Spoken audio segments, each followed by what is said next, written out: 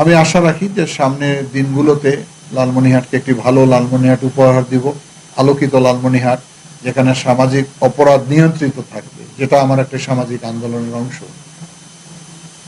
আমি বলছি যে শুধু নির্বাচন কেন্দ্রিক তো আমি গণসংযোগ করি না। আমার রাজনৈতিক জীবনের যখন শুরু হয়েছিল তখন মানুষের সামাজিক নানান সমস্যাবিধ বিষয়গুলো নিয়ে আমি সবসময় মানুষের পাশে থাকি। নির্বাচনকে কেন্দ্র করে হয়তো অনেকেই ব্যাপকভাবে গণসংযোগ করে, আমি এটাকে কোনো আলাদাভাবে দেখি না। আমি সবসময় মানুষের পাশে থাকি, মানুষের কষ্টে শরিক হওয়ার চেষ্টা করি এবং এলাকার উন্নয়নের জন্য সবসময় নেতৃত্ব দিয়ে গেছি।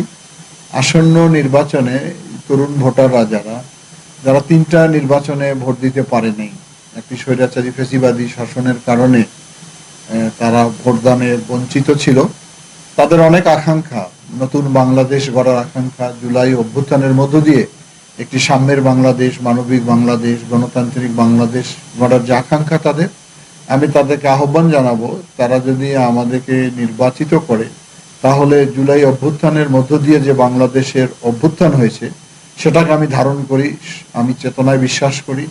আগামী দিনে ওই ধরনের একটি সমৃদ্ধশালী বাংলাদেশ আমরা করতে চাই। আর আমার নির্বাচনী এলাকায় আমি মনে করি যে আমি দীর্ঘদিন যাবৎ মানুষের পাশে আছি, উন্নয়নমূলক কাজে আমি নেতৃত্ব দিয়েছিলাম। এর আগে যখন আমি নির্বাচিত হয়েছিলাম তখন যে কাজগুলো করেছি, কিন্তু 5 বছরে তো সব কাজ করা সম্ভব হয়নি। এখন আমার ভিতরে অনেক আকাঙ্ক্ষা, অনেক চেতনা রয়েছে, যেগুলো লালমনিরহাটের মানুষেরও দাবি, আমারও মনের ইচ্ছা। লালমনিরহাট পরিত্যক্ত এয়ারপোর্ট চালু হয়নি দীর্ঘদিন, মোগলহাট ল্যান্ডপোর্ট চালু হয়নি, বুড়িমারি 4 লেন চালু হয়নি, একটা ইকোনমিক্যাল জোন হওয়ার কথা ছিল সেটাও হয়নি।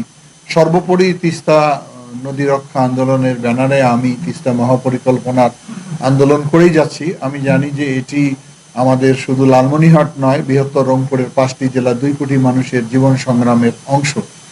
আমি আশা করি এইটি যদি বাস্তবায়ন হয় তাহলে এলাকার মানুষের জীবন চিত্র পরিবর্তন হয়ে যাবে।